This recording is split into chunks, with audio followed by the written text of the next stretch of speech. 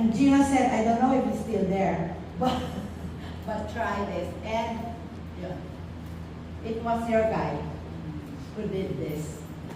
Di ba bongga, ganda? Oh, yan. There's a lecture demo on the path to Q&A. So, may Q&A doon. Dito wala. Okay? Guys, thank you talaga very much. Okay?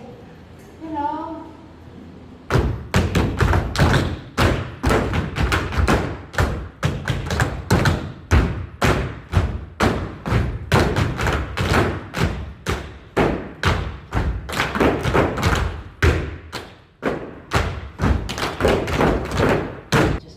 That way, and I'm very glad that I wasn't born male, because if I had been male, the financial consideration of dancing is it's harder because you need to earn.